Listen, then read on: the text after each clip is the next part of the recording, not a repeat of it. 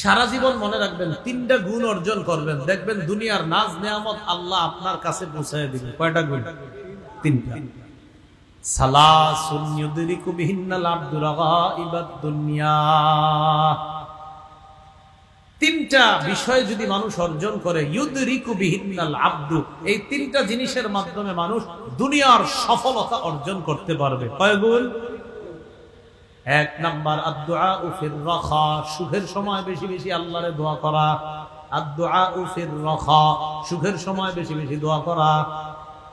আমাদের অবস্থা হলো উল্টা। আল্লাহ কয় ওয়া ইযা আনআমনা আলাল ইনসানি আ'রাদা ওয়া নাআ বিজানিবি। আমি যখন মানুষকে নেয়ামত দান করি, মানুষ আমারে মুখ ফিরায় নেয়, আমার থেকে পাশ কাইটা চলে, মসজিদে আর আসে না। আমি নেয়ামত দান করলাম, আ'রাদা, বান্দা মুখ ফিরায় নেয়, ওয়া নাআ বিজানিবি, পাশ কাটে। জনগণ গিয়া কয়, ও ভাই নামাজে চলেন, কয় টাইম নাই, টাকা গুনতেছে, পাশ কাটায় চলে। এবার কি করে দেখেন, ওয়া ইদা মাসসাহুশ শাররু, ওই যে নিয়ামত যারা দান করলাম, বিপদ যখন তারে স্পর্শ করে, ফাজু দুআইন আরিদ, তখন সে লম্বা চওড়া দোয়াওয়ালা বনে যায়। কি করে দেখেন, লম্বা চওড়া দোয়াওয়ালা বনে যায়। আমি ওরে নিয়ামত দিলে আমারে মুখ ফিরে আনে, আমারে পাশ কাটে। বিপদ দিলে ঘরের মধ্যে হুজুর ডাইকা দোয়ার আয়োজন করে, তখন বিশাল বড় দোয়া করে। অথচ সুখের সময় ওরে কত ডাকি আমি, আমার ডাকে সাড়া দেয় না। বিপদ দিলে আমারে ডাকে। অথচ সুখের সময় যদি দোয়া করেন, তারপরে আল্লাহর নিয়ামতের শুকরিয়া বেশি আদায় হয়। কারণ আমার বান্দারে এত খুশি রাখছি, তাও আমারে ডাকে। আমার বান্দারে এত দেই, তাও আমারে ডাকে। তো আল্লাহ তো খুশি হবে।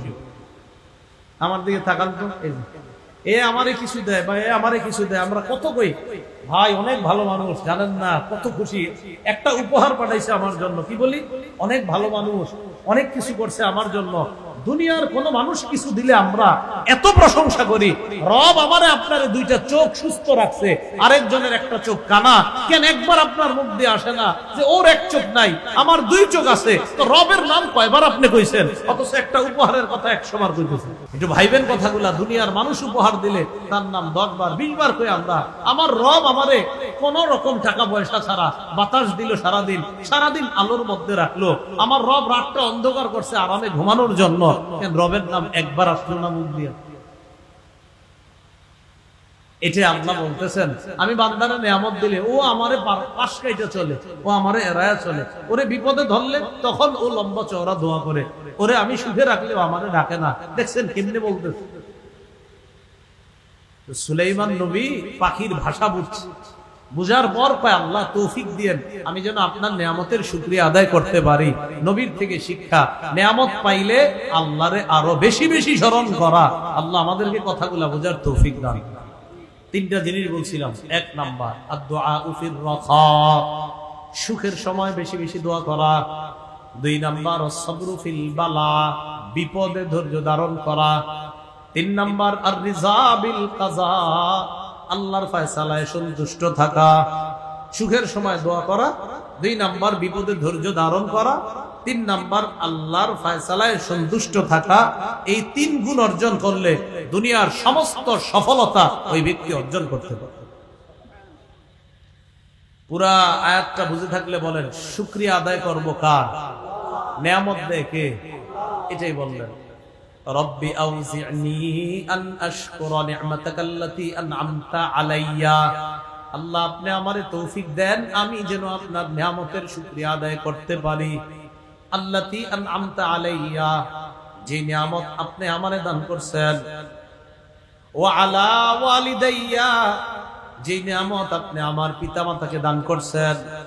ওয়া আন আ'মালা সালিহা, আল্লাহ আমারে তৌফিক দেন, আমি যেন নেক কাজ করতে পারি। বলেন নেক কাজ, এমন নেক কাজ তারদাহু, যেই নেক কাজ করলে আপনি খুশি হয়ে যান।